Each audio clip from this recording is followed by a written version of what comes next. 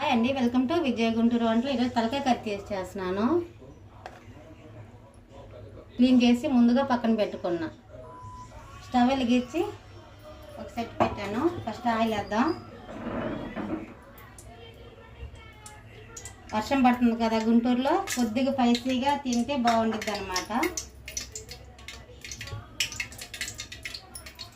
బిర్యానీ ఆకు ఒక 3, దాల్చిన చెక్క ఒక 4, లవంగాలు, యాలక్కాయలు వేసేద్దాం.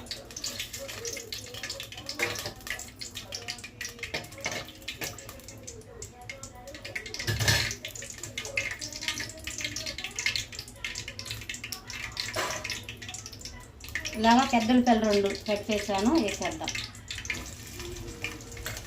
కాస్త మగ్గాలి పెద్దలకాయలు.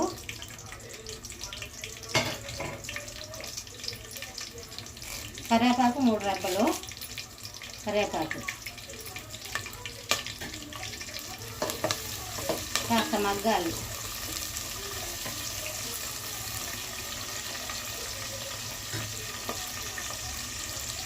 ఉల్లిపాయ కూడా కాస్త మగ్గింది. ఈ మాత్రం మగ్గితే సరిపోతుంది. ఇలా మగ్గితే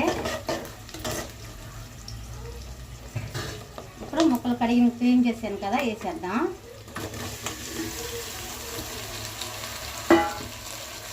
సాల్ట్ ఒక 2 స్పూన్లు, పసుపు ఒక 1/2 స్పూను. ఒకసారి కలుపుదాం.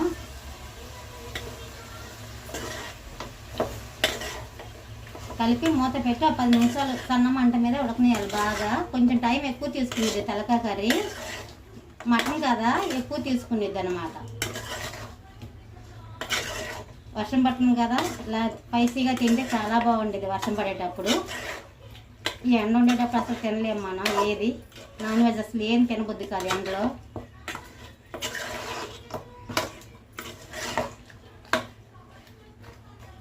ఒక 10 నిమిషాల దాకా అలాగా బాగా ఉడకనేయాలి.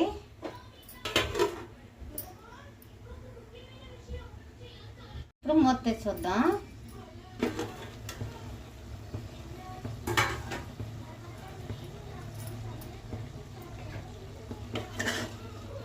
కాస్త బాగా ఉడికిందనమాట.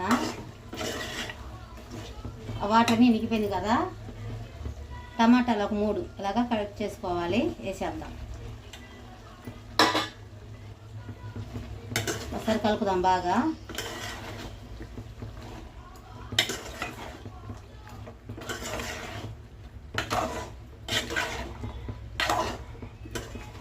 ఇలాగ సెట్లోనే వండుకుంటేనే బాగా మూత బిర్రుగా పట్టుకొని బాగా ఆవిరి పట్టి ఉడికిద్ది అనమాట. ఆవిరి పోకుండా బయటికి ఉడికిద్ది సెట్లో వండుకుంటే. మూత పెట్టి ఒక 5 నిమిషాలు టమాటాలు మగ్గినట్టుదాకా ఉడికినేద్దాం. టమాటాలు మగ్గాలి కదా. మూత తీసి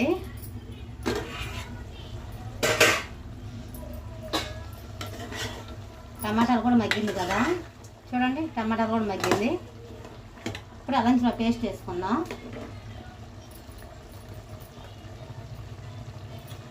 అలంచిలో పేస్ట్ ఒక 2 స్పూన్లు. ఒకసారి బాగా కలుపుదాం ముక్కలు పట్టేలాగా.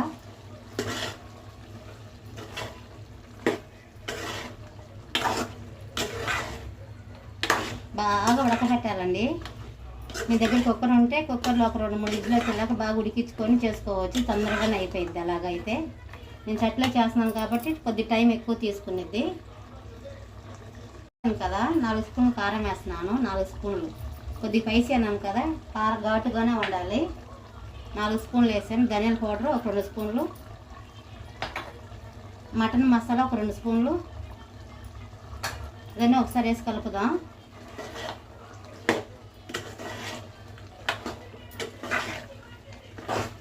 బాగా కలపాలి. కారం ముక్కలు బాగా పట్టేలాగా బాగా కలపాలి.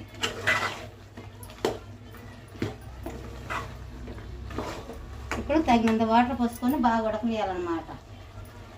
పలసగానే ఉండాలండి, గుజ్జులాగా ఉండకూడదు. తలకాయ చారు అంటేనే పలసగా ఉండాలి. పరోటాలోకి, వేడివేడి రైస్లోకి, చపాతీలోకి సంకటి చేసుకుంటారు కదా, దానిలోకి కాంబినేషన్ బాగుంటుంది అన్నమాట.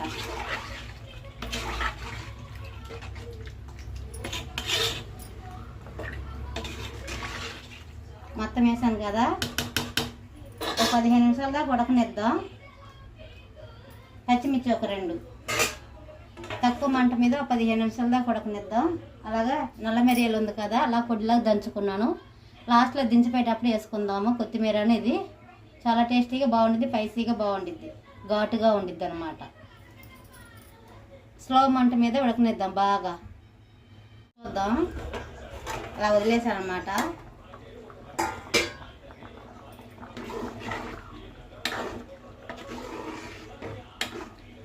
బాగా ఉడికిందనమాట. కొంచెం కొత్తిమీర, కొంచెం పుదీనా సన్నగా కట్ చేసుకొని శుభ్రం కడగాలి.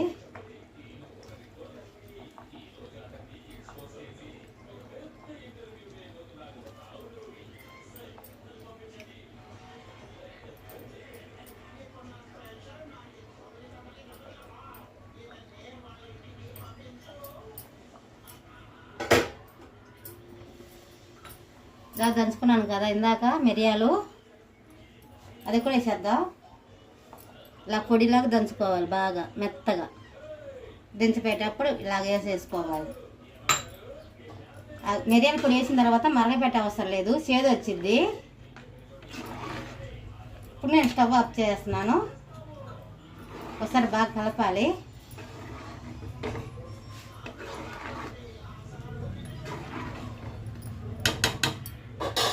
ఒక బౌల్లో తీసుకుందాం.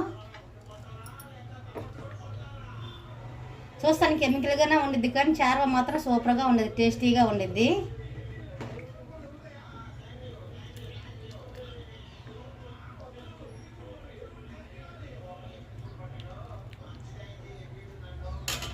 చూడండి ఎలా కనిపిస్తుంది, చూడండి కలర్ఫుల్గా కనిపిస్తుంది. చూడండి కలర్ఫుల్ కనిపిస్తుంది కదా. ఇంతేనండి వీడియో. మా వీడియో నచ్చినట్టయితే లైక్ చేయండి, షేర్ చేయండి, సబ్స్క్రైబ్ చేయడం మాత్రం మర్చిపోబాకండి. మంచి మంచి వీడియోలు చూపిస్తే నచ్చితే మీ ఫ్రెండ్స్ కూడా షేర్ చేయండి. నెక్స్ట్ వీడియోలో కలుద్దాం.